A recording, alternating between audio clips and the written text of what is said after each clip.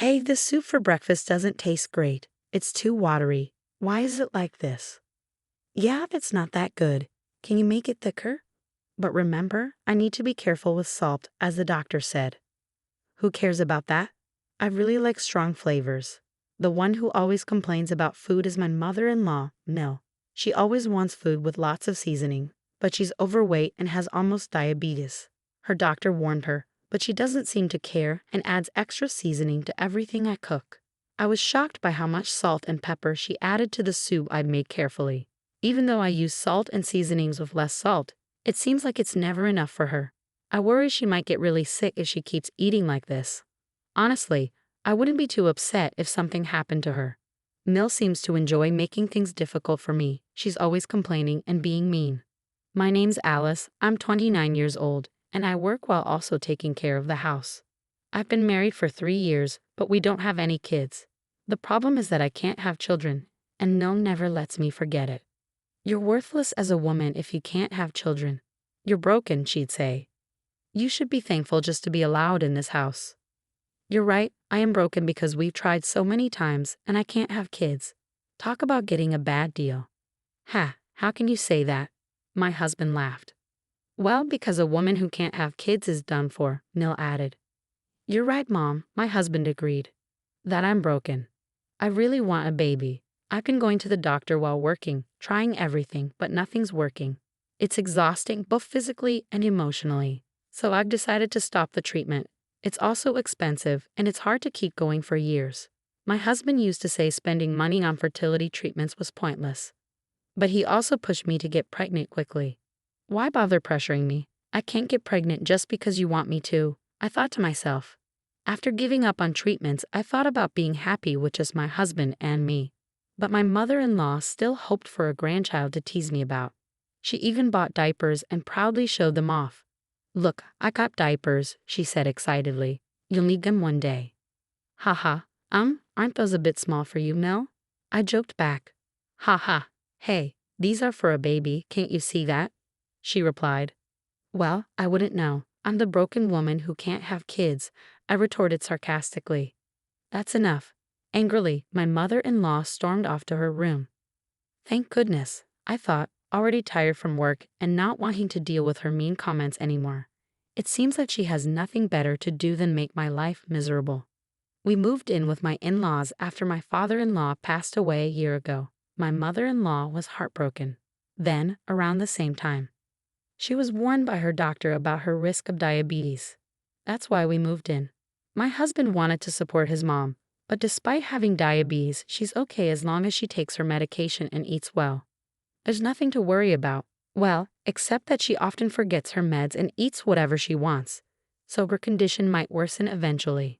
Even if that happens, I really don't want to be responsible for taking care of my mother-in-law. I'm still working and really busy. Taking care of in-laws in my 20s? No thanks. The next day was my day off, so I was doing chores around the house.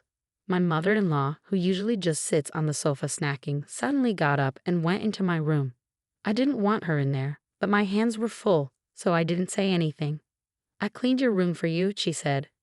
Thanks, I replied, feeling suspicious. Maybe I should switch rooms with my husband. You know, if you leave your room messy, you'll attract bugs, she chuckled. Sure, enjoy your clean room, I replied, feeling unsure about her intentions. My mother-in-law seemed to think I was grateful, which only made her behavior more suspicious. I had a feeling she was up to something. That night, I decided to sleep in my husband's room. He'd been away on business since yesterday, so he wouldn't know. Even if he finds out, I knew he wouldn't be upset. So I made my choice. I work as a nurse with regular hours, so we have separate bedrooms. Part of it is because our relationship has cooled off, but mostly it's because I don't want to disturb him when I work night shifts. I waited until my mother-in-law went to her room, then I went to my husband's room. Okay, she's in her room, time for me to get some sleep too, I thought. And so, I ended up sleeping in my husband's room for 2 days. My mother-in-law started to get suspicious because I seemed too happy. She began asking strange questions. Are you sure you're not feeling any discomfort or anything? She asked. What do you mean? I replied, avoiding her gaze. Oh, never mind, she said, dropping the subject. Was there something she was wondering about? Avoiding eye contact, my mother-in-law ate her meal alone. I had the night shift that day, so I planned to relax at home before heading to work. But relaxing isn't really an option for me since my mother-in-law never helps around the house. She enjoys telling me what to do while she sits on the couch, eating snacks and reading Japanese comics for women. She's probably reading and plotting her next move to make her annoying daughter-in-law upset. I glanced at the cover of her comic. It was titled Epic Mother and Daughter-in-Law Swamp Battle in English. I couldn't help but roll my eyes at her choice of reading material. Eventually, my husband returned from his business trip, but it was already 10 p.m. GH. I'm exhausted. I'm going to take a bath, he said. Sure, I'll heat it up for you. Have a beer while you wait, I suggested. Thanks, I will. Oh wait, it's not safe to drink alcohol before taking a bath. Okay, I'll have a non-alcoholic beer then, he reluctantly agreed, listening to my advice about the dangers of mixing alcohol and hot water. You'd think he'd know better. Even saunas have signs warning against entering if you're drunk. But no, common sense isn't so common for him or my mother-in-law. After that, my husband took his bath and started singing loudly. We live in a single-family home, but singing at this hour, our neighbors won't be pleased. La la la la la. Hey, you're too loud, I said. Shut it. You're the one being loud, he retorted. I quietly warned him to stop singing, but then my mother-in-law came into the bathroom area to join in. Watkins is just trying to enjoy himself singing. What's wrong with that? She said. What? You really don't know how to treat your husband, do you? Always so inconsiderate and complaining, my mother-in-law scolded me. Hey, I'm not the one always complaining, Mill, I replied. Talking back, huh? You're definitely not cute. Not that you're a beauty to begin with, she sneered. That's okay with me. I probably look like a knockout beauty in some other country, no worries, haha. After that, my husband got out of the bath and started drinking. It was already 10:30 p.m., and I needed to leave for the hospital where I work. Even though it's close by, there's a lot to do, so I have to leave early. Oh, by the way, I've been sleeping in your room. Would you mind sleeping in mine tonight? My clothes are all over, I mentioned to my husband. Sorry, sure. Doesn't matter to me, he replied. Okay, I'm heading out then. Take care, I whispered to my husband so Mill wouldn't hear.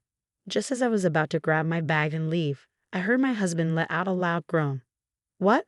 Watkin. He was curled up on the floor, holding onto his leg and moaning. He looked like he was in a lot of pain. Mill's face turned pale, and she started to panic. What's happening? Speak, she demanded. He couldn't say a word, no matter what I asked. There was no response. I felt like I needed to do something, but then I noticed something strange. The floor was unusually slippery. Even though I was wearing socks, it felt like I could easily fall. What on earth is this? I exclaimed. Ah, Watkin, Mill, what did you do? I didn't do anything. It's not my fault, Mill protested. Blaming my mother-in-law wouldn't solve anything at that moment, so I immediately called an ambulance.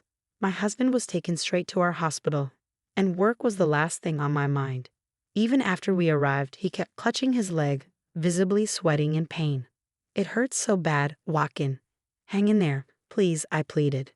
Thankfully, a doctor was able to examine him, and he seemed a bit relieved. His leg was indeed broken, just as we suspected. It was a 5th metatarsal fracture, which made sense given how he slipped on that slick floor. His foot was visibly swollen. Usually, people get this kind of fracture by tripping or putting too much weight on it. Speaking from my own experience, I twisted my ankle falling downstairs years ago. I heard a loud snap, and the pain was unbearable. I was also diagnosed with a 5th metatarsal fracture. I was lost in music while walking downstairs, so it was quite embarrassing. I even lied to my close friends about it. Since his fracture didn't need hospitalization, my husband could come home. I was supposed to work a night shift, but my nursing supervisor insisted that I take the night off. It wasn't life-threatening, but I guess she was genuinely worried. I survived, but now I've got a fever, my husband remarked. Well, you broke your leg, so getting a fever isn't surprising. But why was the floor so slippery? Maybe we should ask Mill about that, huh? I suggested. Hey, what did you do to the floor in the room? I confronted Mill. Well, the floor was slippery. That's why I slipped and fell. I could have seriously hurt myself, my husband interjected. That room is for my daughter-in-law, so I greased the floor. What? I was hoping she would slip, So I put a lot of grease on the floor. I never expected you to go in there and slip, Mill confessed. Ah, unbelievable, I exclaimed. It turns out my mother-in-law intentionally greased the floor to make me fall. She had claimed to have cleaned the room, but her actual intention was to harm me. I'm furious. If I had entered that room, I could have been seriously injured. Breaking a leg would be the least of my worries. Hitting my head could have been fatal. My mother-in-law's actions are practically criminal. You're despicable. You're not even family to me anymore. I got seriously hurt because of you. I'm going to the police, I declared. Wait a minute. I didn't directly cause any harm, did I? Your wife is the one to blame. She told you to enter her room, didn't she? So this is all her fault, Mel retorted. Shut up. That's not the point. You're getting arrested. My husband furiously dialed the police. My mother-in-law tried to snatch the phone away but couldn't overpower him, even with a broken leg. My husband was desperately holding onto his phone, talking to the police. I couldn't help but wish I was at work, or even at the hospital, instead of dealing with this mess. Neighbors will eventually hear about this horrifying situation. Since she almost injured me too, maybe I should also involve the police. We don't know for sure, but she might be charged with attempted harm. Wait now. I don't want to go to the police, Mel protested. Really? You knew the risks when you did this, or did you think you could just make me disappear from this world? I snapped. Well, I did think it would be better if you just disappeared. Wow, you're the worst. Your mindset is criminal. Personally, I wish you'd just stay in jail forever, Mel sneered. Let's get a divorce, I declared. What? I can't keep living like this. If I stay in this house, I might actually be in danger one day. I'm too scared to live with that. Plus, I can't tolerate your lack of morals anymore, I explained. Wait, please don't say we'll divorce over this, my husband pleaded. Over this, you belittled me, called me defective. Do you even realize how much that hurts? I can manage without you just fine, I stated firmly. No, I need you. I was depending on your income. I even signed a new car contract.